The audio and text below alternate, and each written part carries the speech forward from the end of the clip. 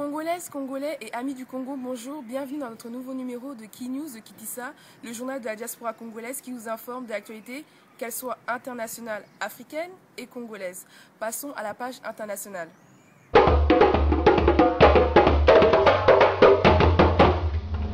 Côte d'Ivoire, les avocats de Laurent Gbagbo ont été refoulés à leur arrivée à Abidjan. Laurent Gbagbo devrait comparaître samedi pour la première fois devant la justice de Côte d'Ivoire.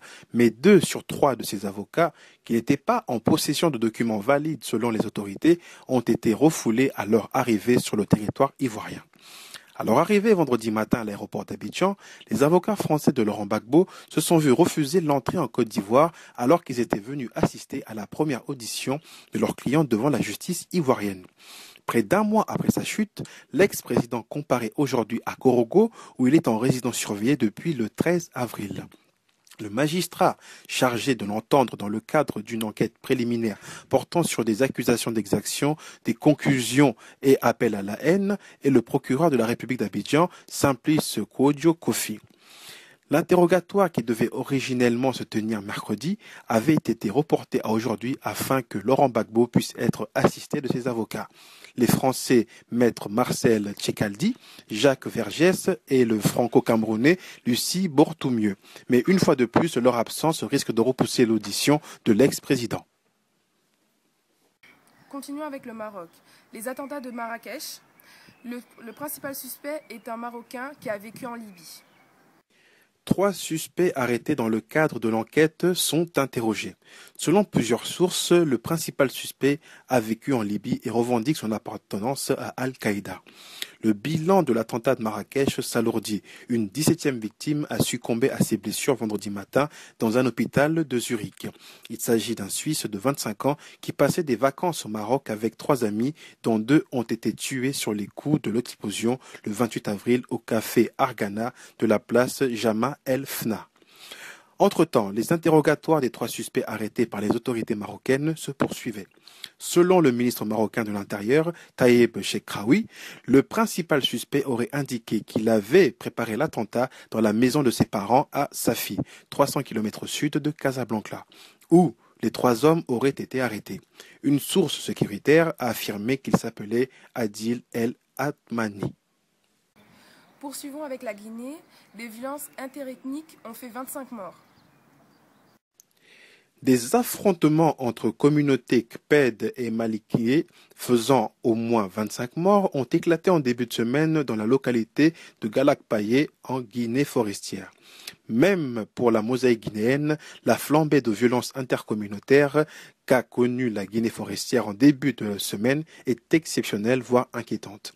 Au moins 25 personnes ont été tuées dans des affrontements entre Kpèles, autochtones, et Malikès, ethnie du président guinéen Alpha Condé, entre lundi et mardi à Galapaquié, en sud-est de la Guinée. Les sources policières qui rapportent ce bilan, certains habitants évoquent même la mort de 36 personnes, précisent qu'une dizaine de victimes sont décédées brûlées vives. 9 autres personnes grièvement blessées ont été évacuées à l'hôpital régional de Nzérékoré. Plusieurs personnes ont été interpellées par les forces de défense et de sécurité dépêchées sur place. Passons à l'actualité rwandaise.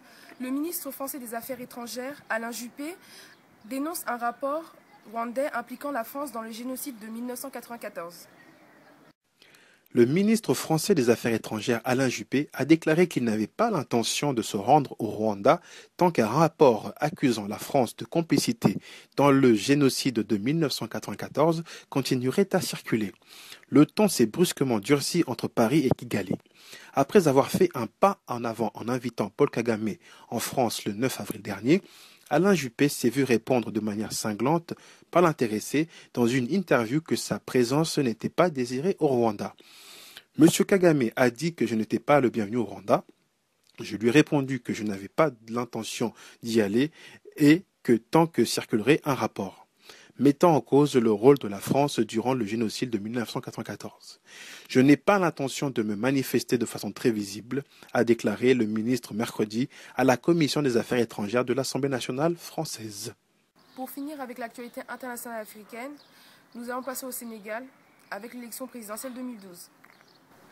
L'ancien ministre des Affaires étrangères du Sénégal, Cheikh Tidiane Gadio, avertit que ce qui s'est passé en Côte d'Ivoire peut bien se passer au Sénégal. Il a demandé au Conseil constitutionnel d'invalider la candidature d'Abdoulaye Wade. Si les dirigeants de pays n'acceptent pas d'être vigilants, tout peut arriver. Nous n'avons rien d'exceptionnel, a dit l'ex-chef de la diplomatie sénégalaise. Il met en garde les membres du Conseil constitutionnel contre une probable validation de la candidature d'Abdoulaye Wade pour un troisième mandat. La tension commence à monter dans le pays parce que nous allons vers des échéances importantes, a-t-il déclaré, après avoir souligné que ce qui se passe en Côte d'Ivoire est possible au Sénégal. Ce pays a été plongé dans le chaos après une décision qui a reconnu l'ancien président Laurent Gbagbo vainqueur de la présidentielle. M. Gadio a animé une conférence sur la communication dans l'intégration africaine sur les étudiants de l'Institut supérieur des sciences et de l'information et de la communication, l'ISIC. Après la page internationale, passons à la page congolaise.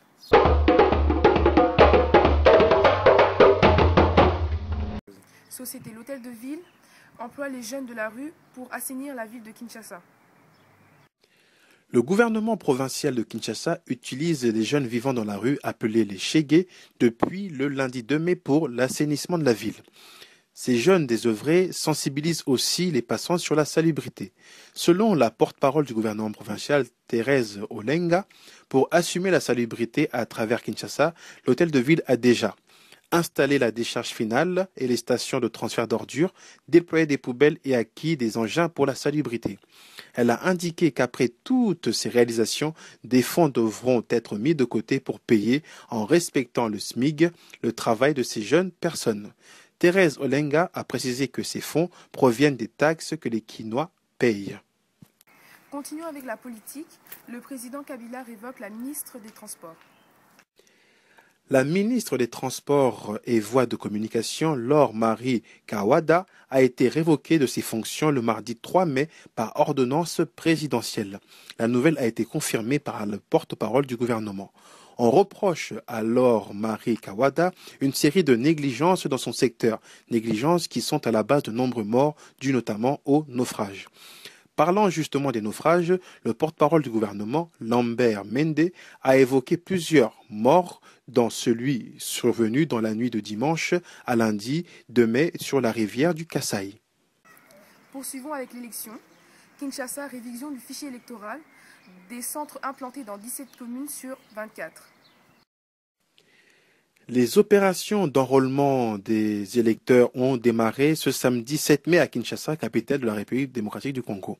Elles vont durer pendant 60 jours. Au jour du lancement, les centres d'inscription sont implantés dans 17 communes sur les 24 que compte la ville, selon le vice-président de la CENI. Il s'agit de Bangalungwa, Barumbu, Bumbu, Gombe, Kalamu, Kasavubu, Kinshasa, Kitambo, Kinsenso, Lemba, Limete, Lingwala, Makala, Matete, Ngaba, Ngiringiri et Selembao. Toujours d'après la même source, les inscriptions commenceront lundi 9 mai dans les 7 communes restantes. Ensuite, la rubrique économie. Lutte contre le trafic de minerais de sang. Les États-Unis débloquent 11 millions de dollars. Washington a affecté 11 millions de dollars à la lutte contre le trafic des minerais de sang à l'est de la RDC, a annoncé le sous-secrétaire d'État adjointe des États-Unis chargé des affaires africaines, Susan Page. Elle fait cette déclaration lors d'une conférence vidéo qu'elle a animée le jeudi 5 mai depuis Washington à l'intention des journalistes de Kinshasa. Les États-Unis sont plus que déterminés à couper les liens entre les minerais et le financement des groupes armés à l'est de la RDC et dans toute la région des Grands Lacs, a déclaré Susan Page.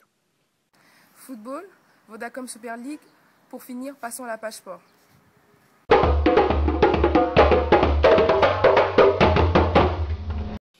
Bienvenue pour cette nouvelle semaine sportive. Commençons de suite avec le football et Dieu merci Mbokani qui se trouve être exclu par le VfL Wolfsburg. L'attaquant congolais Dieu merci Mbokani a été exclu de son club Wolfsburg par son entraîneur Félix Magat. Il lui est reproché des absences répétées à l'entraînement. Félix Magat a expliqué au quotidien allemand Bild: son prêt se termine en fin de saison. Il ne restera pas avec nous. Nous ne lèverons pas l'option d'achat. Cela n'a plus aucun sens. Il n'a plus le droit de s'entraîner. Il a raté trop de séances auparavant. Mbokani a joué 295 minutes en Bundesliga depuis son départ de Monaco lors du mercato d'hiver. Espérons que notre compatriote reviendra sur des chemins beaucoup plus droits. Continuons avec la Vodacom Super League et le RCK qui signe sa première victoire devant le Don Bosco 2-1. En effet, le Racing Club de Kinshasa a enregistré sa première victoire en battant jeudi 5 mai au stade des Martyrs la formation katangaise de Don Bosco par 2-1. Ce match comptait pour la 5e journée de la Ligue nationale de football. En première période, l'équipe de Don Bosco menait par 1-0, but marqué par Chabda. Voici les dernières infos de la semaine sportive. Signalons qu'une dépêche vient d'arriver et que le club de Daring Club et de TP Mazembe se sont qualifiés pour les prochains tours des coupes africaines. Merci à vous et à la semaine prochaine pour des nouvelles news sportives. Merci de nous avoir suivis. Je vous retrouve la semaine prochaine. À bientôt.